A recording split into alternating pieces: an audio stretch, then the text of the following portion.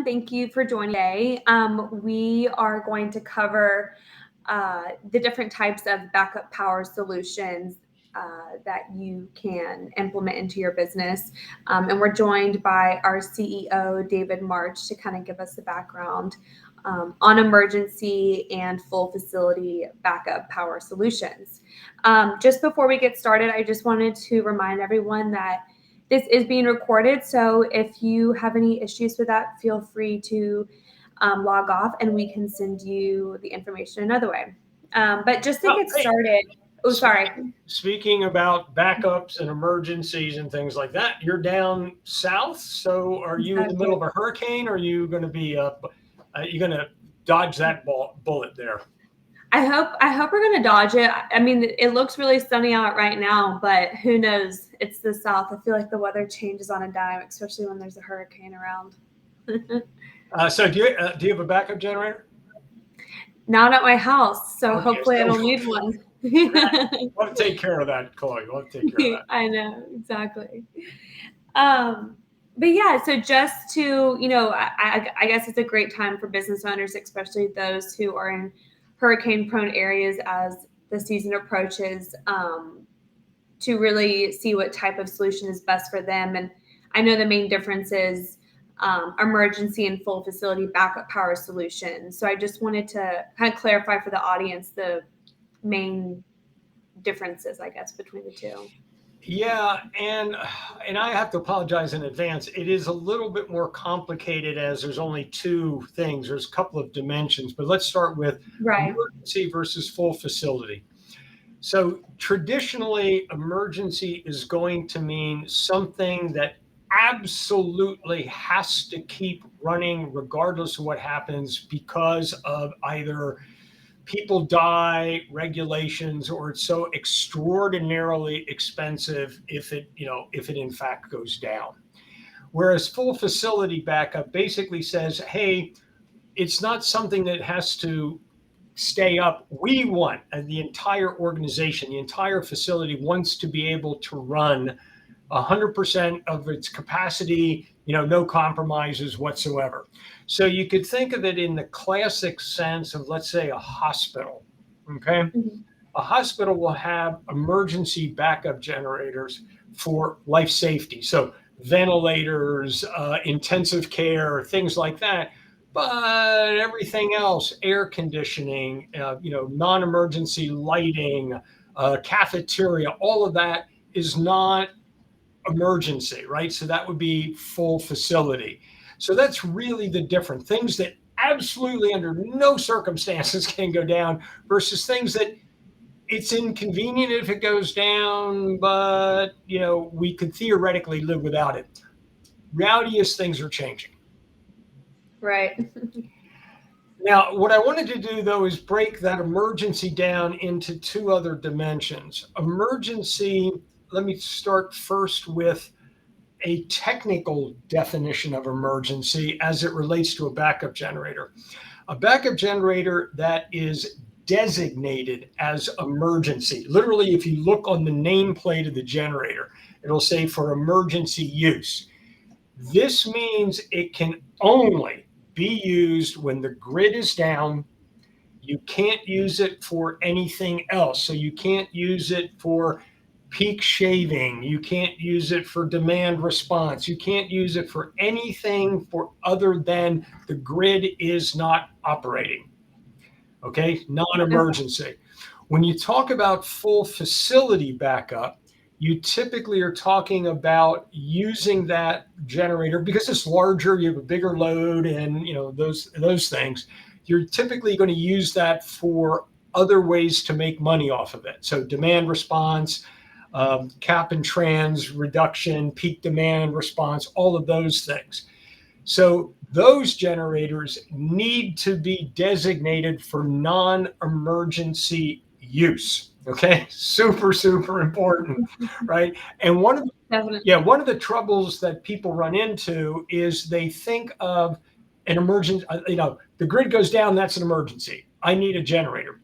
So they contact a generator distributor or someone says, I need an emergency backup generator. And you know what? They get an emergency backup generator. And then somebody says, oh, by the way, we'd like to do demand response and peak shaving and all these other things. And then the word comes back saying, no, you can't. You don't have a generator that fits the regulations on that. Can you retrofit it? Yeah, but that gets really, really expensive. And if it is not factory certified for that non emergency, you then are signing up for a yearly emissions test and you have to file forms and things like that. So that's the one dimension of what's emergency versus non emergency at the generator level. The next one is emergency as it relates to whether it's a critical load or a life safety load. And then this actually factors in very much when we get into full facility. Critical loads are things that can't go down, literally can't go down. You got to keep them running, et cetera, et cetera, et cetera. But they're not necessary. I'm going to say they're not governed by regulations. And the regulation we typically talk about is what's called NFPA 110, which is a life safety system, meaning people die if it doesn't run. There are very, very stringent requirements on that, both from the standpoint of the generator's performance. It needs to be able to up and be able to take full load within 10 seconds. So you think of the people on ventilators and everything else, the grid goes out, they got 10, they're only down for 10 seconds. A critical Right. load may be something that's super important, your fire pumps or something like that, but it doesn't necessarily have to be on within 10 seconds. The other thing, so like you could think of critical as a determination by the business of what is essential, whereas life safety is very specific to things that literally affect people's lives, exit lighting, ventilators, all that type of thing as well. Now, if you sign up, if you need life safety, because it is in fact regulated in its life safety, there's all sorts of additional compliance issues. You have certain required maintenance, testing, forms have to be filed, et cetera, et cetera. And this becomes one of the challenges for a lot of smaller organizations. I think of people like nursing homes and things like that who, before really didn't need it. Now they do. That annual filing of the forms and regulations and making sure it passes all the maintenance things and the logs and everything else gets to be a real burden. So that's one of the things that we take off their hands. So breaking it down, emergency, two types of generators. Emergency, basically two types of load, life safety and critical loads are typically the way we break it down. Understood. So just to, for my own understanding, so due to regulations, there are some facilities such as nursing homes that must have their life safety or critical loads backed up. Does it suffice to say that then full facility backup power is just emergency backup scaled to, the next level? Well, kind of like is okay. I need to have life safety. I want to do full facility. Can I just do full facility and do the life safety at the same time? Okay, it's a great question. Really, really difficult answer on that one. So let's start first with if it's full facility backup, then it's going to have to comply with NFPA 110. So it's got to be a 10-second start and everything else.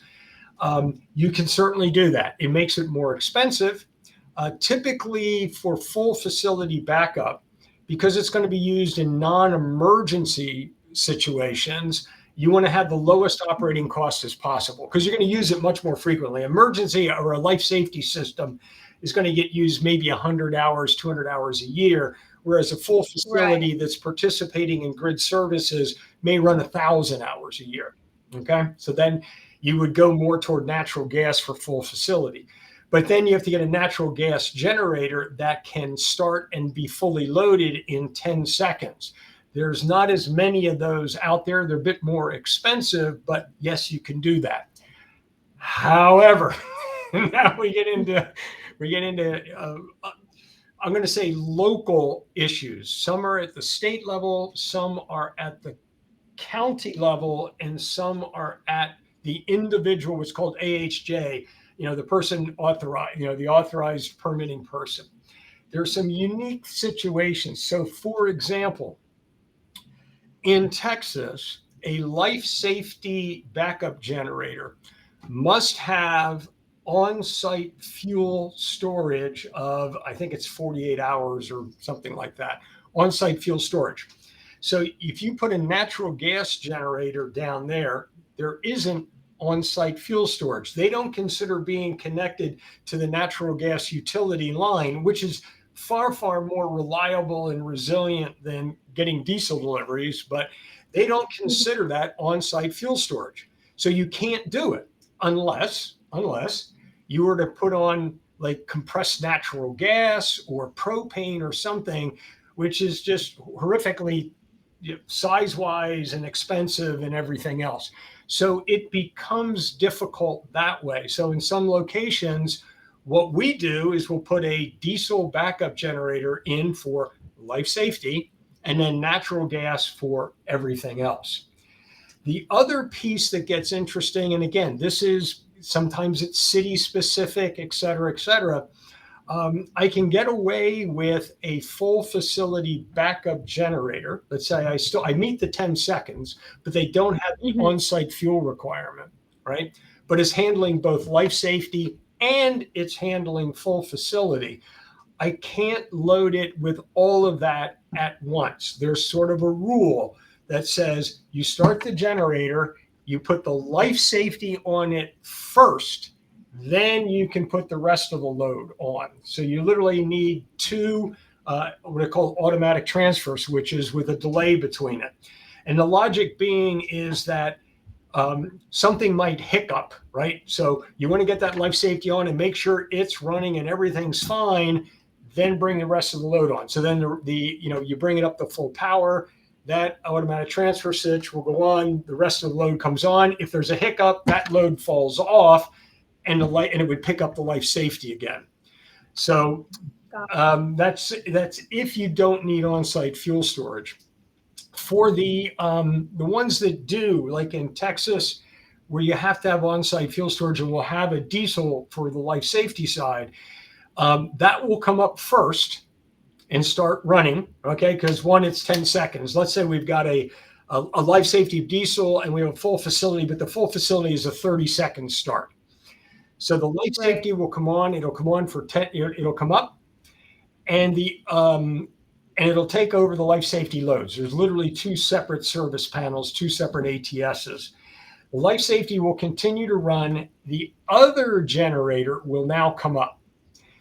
And the life safety ATS will now see that it thinks that the grid is back, okay? Because essentially it's feeding the bus bar. And it says, hey, I've got grid power again. Even though you don't have grid power, hey, I got grid power again. And then the life safety can shut off and it is picked up by the full facility backup. That is completely acceptable, works great, and is fantastic because it's a lot less expensive to operate, a lot less pollution and things like that. So there's ways of navigating this sort of morass of regulation and needs, but that's part of what the issue is. Right. And just, even you explaining that now, you're still lost, right? I say this all the time. Most business owners, they don't get into whatever business or industry they're in to worry about all these specifications, all these regulations. And, I'm sure it's a lot to keep track of on top of everything else that they have to do to run a business. So I think it's really important to understand those differences and be able to, keep up with it. Because it sounds like, that you need that you would have to have two generators on site, depending on where you're located even. And then, that's even if there wasn't regulation, the load might not be supported. We recommend business owners, nursing home operators, whomever it is, talk to a concierge utility like Exergy to really understand, because it does get somewhat tricky and things are changing. So it used to be, number one, you didn't need one. Number two, if you did the minimum necessary to comply with regulation. So you got a small backup diesel for your life safety stuff. Why? Because the grid was pretty reliable. And I'm going to put this in quotes, we didn't really have the effects of climate change as much at that point in time. So, yeah, the grid would go down occasionally, but not that big a deal, blah, blah, blah. Now, what's happening, most companies are now very forward thinking, are seeing two really strong implications or impacts right now. One is the grid is getting less and less reliable and resilient. Now, as we transition to a zero carbon grid and we have more and more intermittent renewables on there, the grid is becoming less stable. That intermittency really is a challenge to the grid. And you are in the South, but not in Texas. I'll pick on Texas, for example. Texas is a great place for renewables. Lots of solar, lots of wind, but in between those two, when the solar comes off and the wind isn't picked up yet, there's a huge drop in generation capacity. And now what we see almost on a daily basis is alerts coming out from ERCOT saying conserve energy, et cetera, et cetera. And literally it's because the solar comes off, they don't have generation until the wind picks up. And their margin, their capacity margin has gotten really small. So like anything in a capitalistic process, it all comes down to price. So we see prices in ERCOT between 8 and 9 o'clock at night at sometimes going to $5,000 a megawatt hour. So one of the things that people are looking at is saying, okay, we're having more frequent outages, right? And we're having a lot more price volatility. Therefore, because of this price volatility, I probably want to be able to use my generator to protect my profits. But that's a non-emergency use. Okay, so if I had an emergency-only backup generator and I'm on a tariff that exposes me to these wild prices, right? And I go, holy Christ, it's $5,000 a megawatt hour. I'm going to turn on my generator. You can't do it because the grid didn't go down. So that's one of those things you don't want to get stuck. You want to think ahead on it. The second one is, I'll call it climate change, is it's gotten hotter. It's gotten hotter. Definitely More has. humid and everything else. So if you, and I like to pick, I don't pick on it. You like to use nursing homes as an example because it's an interesting population. Lots of implications there. So it used to be, hey, they had skilled nursing, they had people potentially on ventilators or something like that. They needed life safety backup. Okay, great. Now, let's say they're in Texas. It's 95 degrees and it's hot and the grid goes out. Great, their life safety stuff works. But what about everything else? You got, aged, infirm people sitting in sweltering 9,500 degrees, et cetera, et cetera. Hey, if it was for a few minutes, maybe an hour or two, not a big deal. But we saw, 16 people died in Florida several years ago because power outages, inclement weather, et cetera, et cetera. So then what we've seen is they went, okay, well, we've got life safety covered. We have one or two of our common rooms wired into it. So we'll bring, and they have air conditioners there. So we'll bring the entire resident population into that room.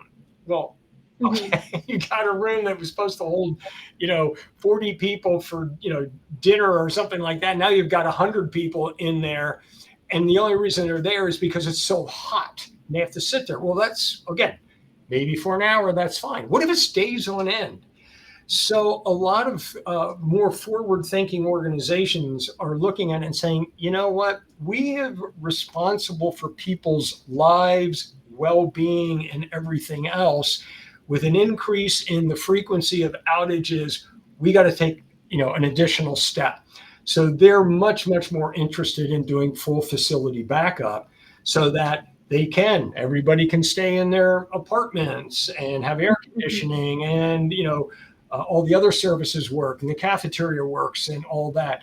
Same is happening with industrial companies as well. It used to be like, especially if you think of manufacturing that's primarily labor related. Okay. Hmm. Oh, we have a small backup generator to run these machines or to keep these freezers or something like that. But hey, we're basically labor assemblers. Yeah, it's going to be hot, but they can work through it. Yeah, maybe. Okay. Yeah, Right. maybe for an hour or two, but hour after hour, the building is 95 degrees and things. You literally are risking employee health and things like that. A great example is schools. I didn't realize this until talking to school districts in Texas that if the grid goes out, they have to have the children out of the school within 2 hours if the power isn't restored. All right. So what they do, very similar to like a nursing home, is they'll say, okay, let's bring all the students into the cafeteria or something like that. But they only have 2 hours. Now think about a school. You have 2 hours. The grid goes down. How long does it take you to actually organize the infrastructure to get the students home?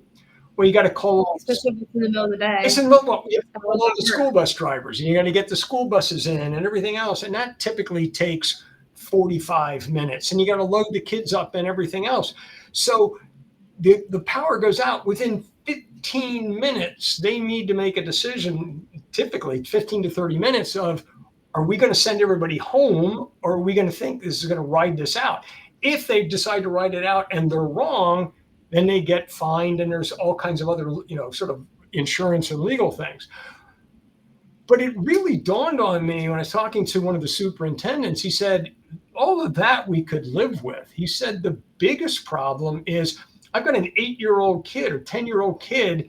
Both parents work. It's in the middle of the afternoon. I'm going to send them home and they're going to be walking on the street. Do they have a key to get in the house? All of that. So they have to call every parent and say, we're sending your kid home. So a lot of things have changed because of climate change and things like that, that is pushing more and more people toward full facility.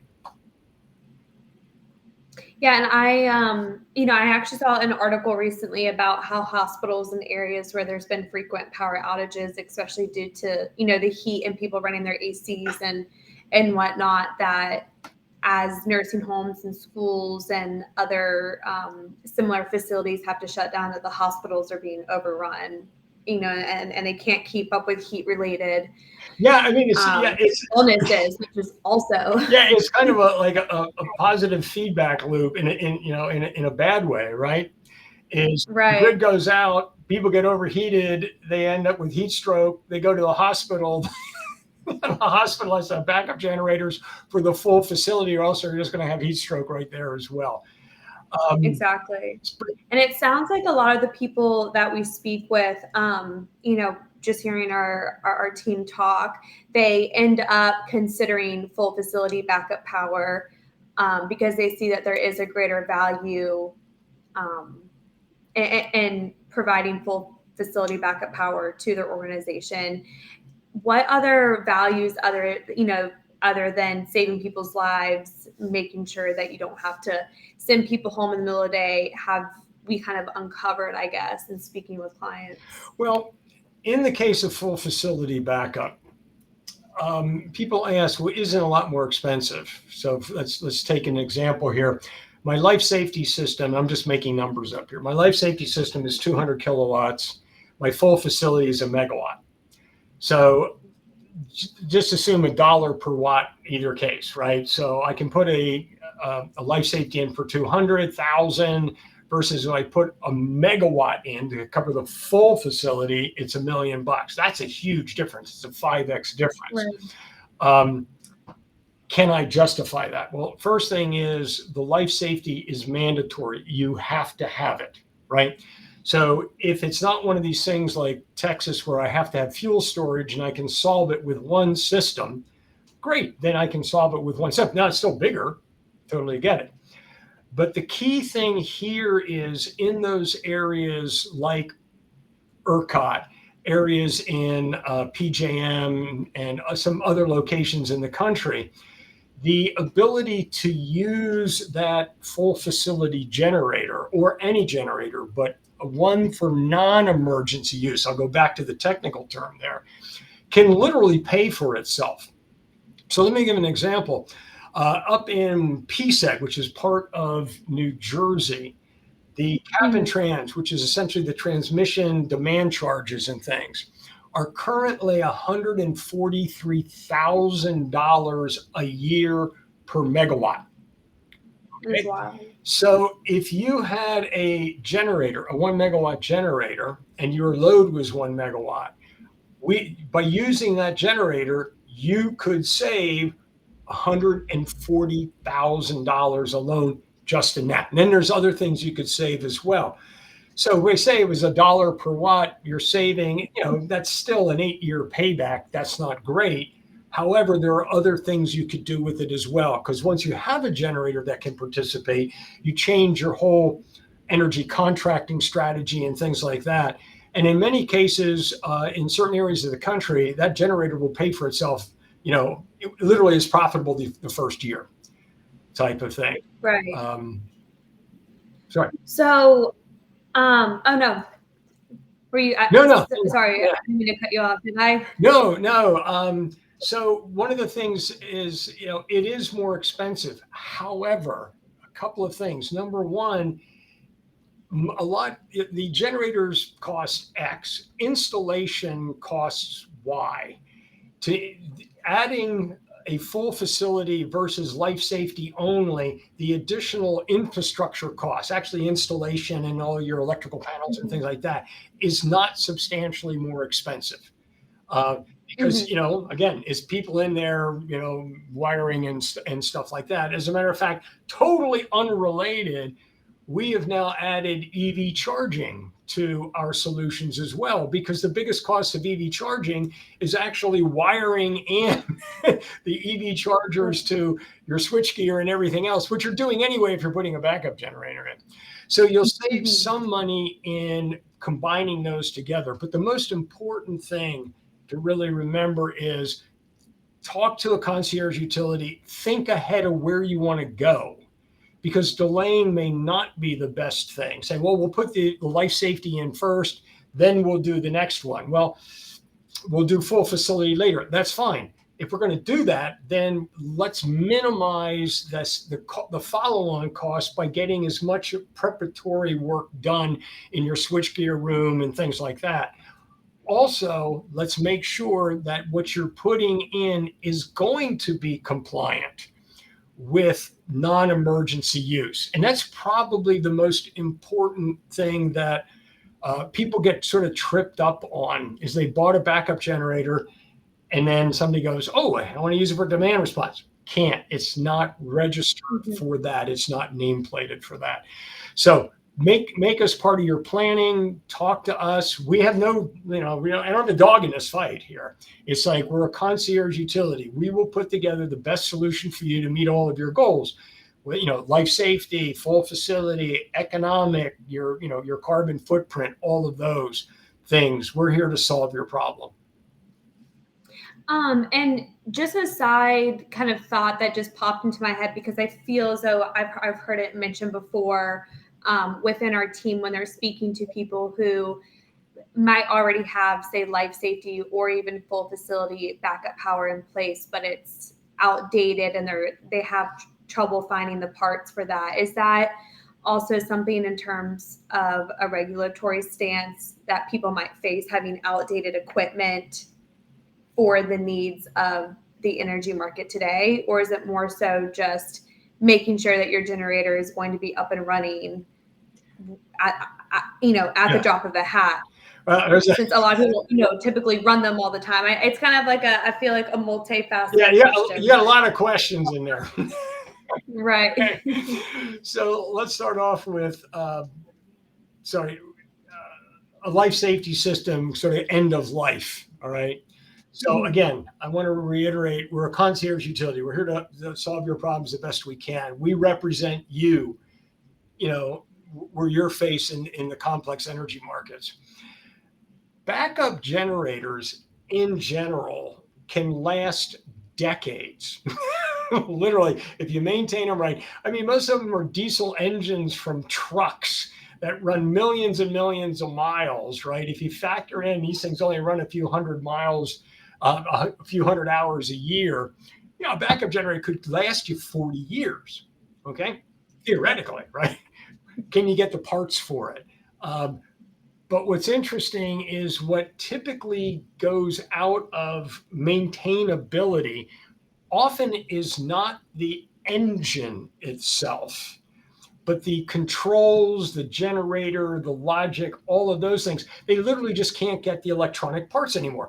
I mean, how often do you replace your phone, replace your computer and everything else versus replace your car versus replace your diesel truck? So there are a lot of, if they're tier one and really, really good diesel generators out there, and you're getting sort of eaten alive by increased maintenance costs because they can't find the parts and things like that. We have a program called Generator Shield, which is if your engine's good, if it's a good tier one, like a Cummins or something like that, that we know is going to last another 10 or 20 years, rather than, literally, rather than replacing a perfectly good engine, Generator Shield will come in and upgrade it and update all the electronics and everything and keep it upgraded for the life of the contract, which is typically 5 or 10 years. What you'll see is better performance, lower cost, but a lot less maintenance and things like that.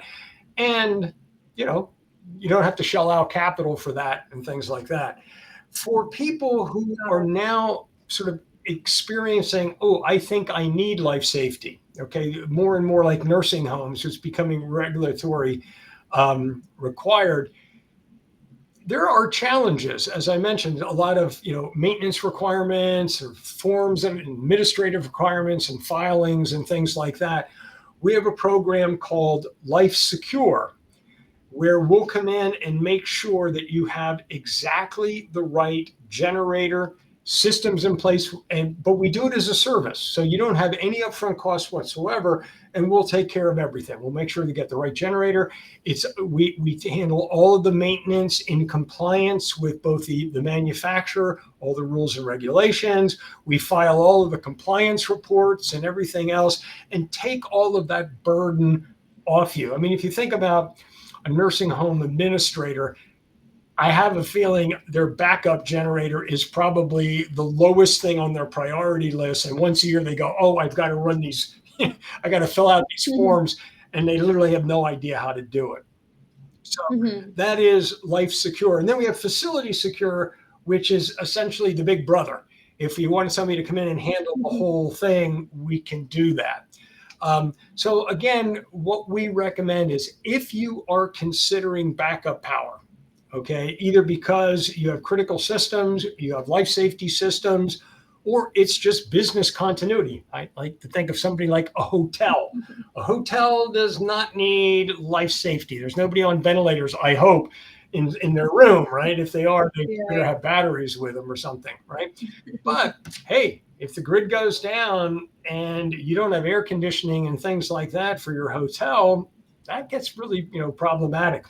So what we recommend is before you make a decision or before you assume a decision, and what I mean by assume is people think categorically like, I need a backup generator. Okay. So they may call, so let's say it's a hotel, they may call their electrical contractor and say, I need a backup generator. They're going to say, why? Well, we want to have it in case the grid goes out.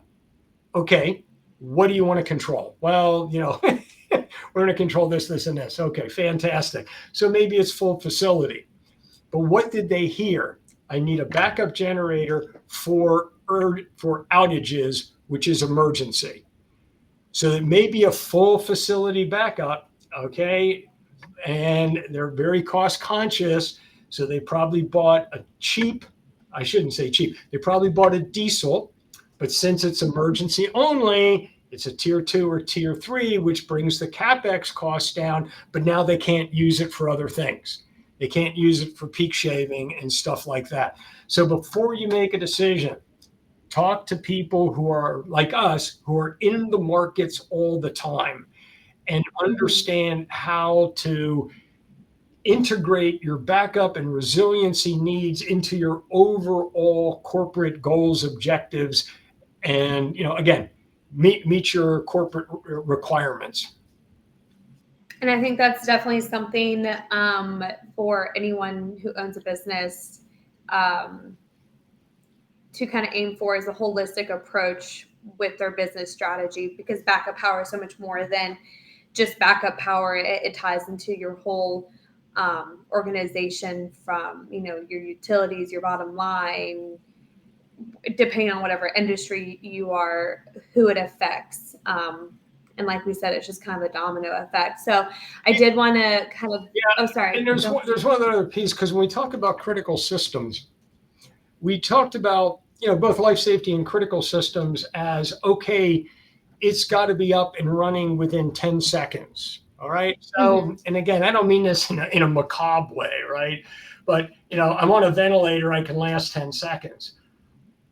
I'm a data center. I'm a very complex biotech control system. I can't be down for even 10 seconds.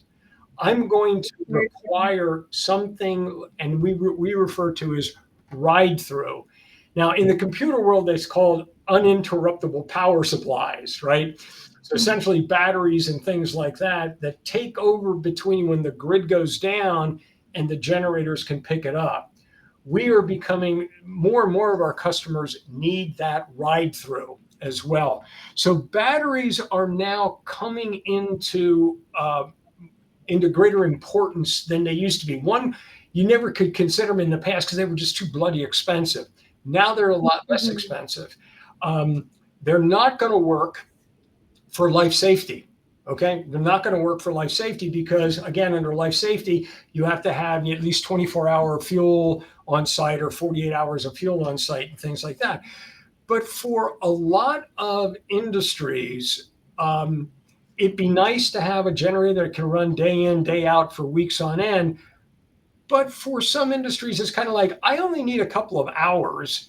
And if the grid's going to be down for a long period of time, my employees aren't going to be able to get to work and everything else. So Right. what I need to do is protect the critical systems so they don't just shut down, and I can ride out and get everything into a stable state before I literally shut down. So we have some customers where, hey, I need an hour.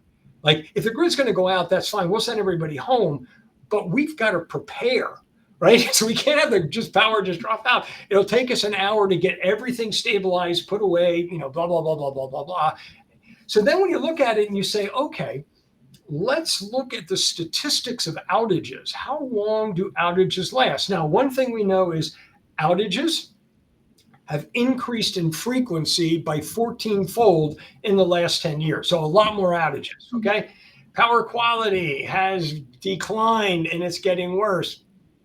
Okay, and the duration of outages is also increasing just because of extreme weather has gotten worse. Right, the damages have increased dramatically. I think we did a couple of articles on that. That being Mhm. said, the majority of outages are only a couple of hours in general. So for some organizations, a battery is great. You know, it provides the power quality, it provides the ride through, and it allows you that ramp down time if you need it, or the grid may recover in those few hours. So it's not anymore that it has to be a backup generator. It really is, what does your facility need? How do you operate? What are your critical systems and functions and everything else? That's why, again, we strongly recommend bringing people like Exergy in and things like that, who can craft up what works best for you and is not trying to sell you a box. Right, and it's also very, I guess, adaptable to each organization's needs, Exactly. or their specific energy management needs.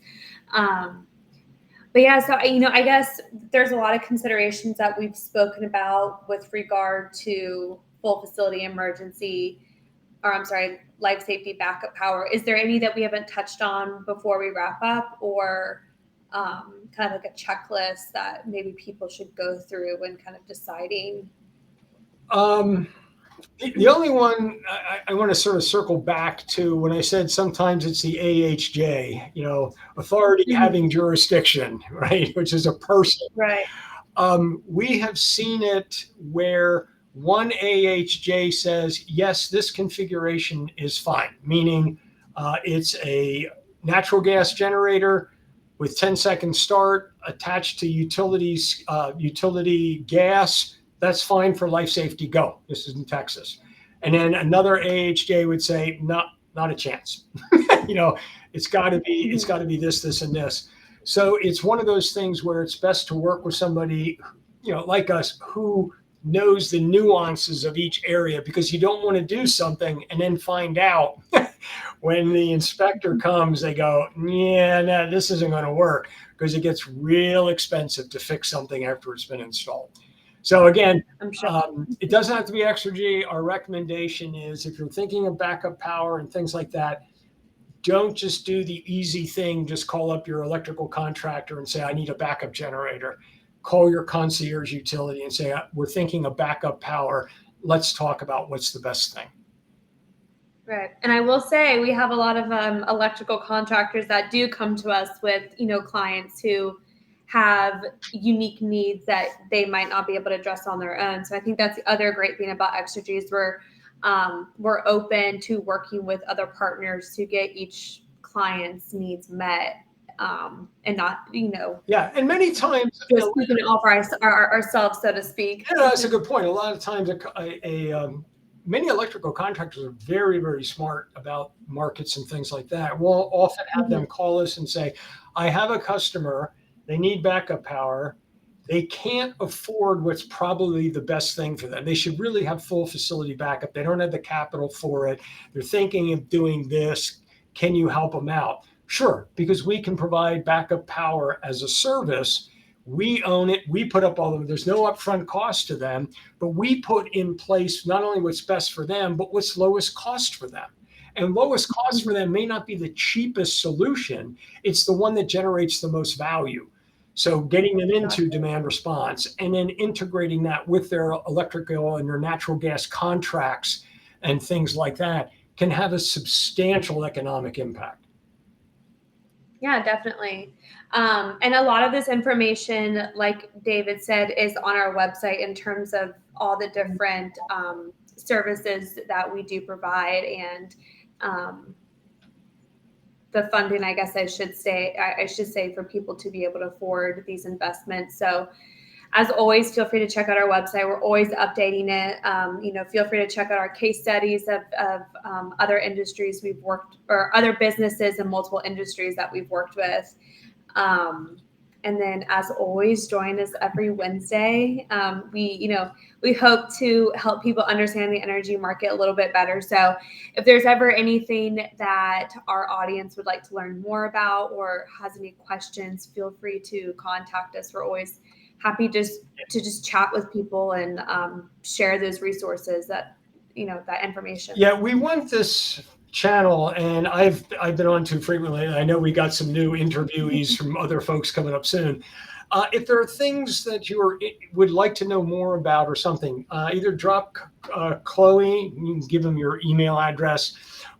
Yes. And for suggestions, how can we make it better? What are things you would like to hear about? Technologies, regulations, or whatever. We'll address it here. You can write to me, march@exergyenergy.com, or cuppet@exergyenergy.com. Go to our website, contact us, just say, hey, would you please talk about this on one of your LinkedIn live events, or visit us on LinkedIn and leave a comment. We appreciate it.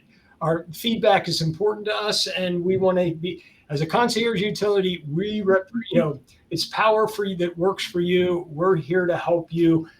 Help us help you. We appreciate it. Exactly.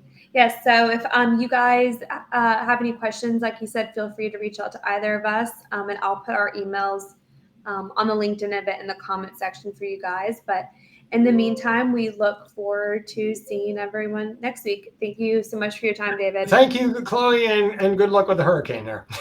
Okay, take Thanks. care. Bye bye. Bye.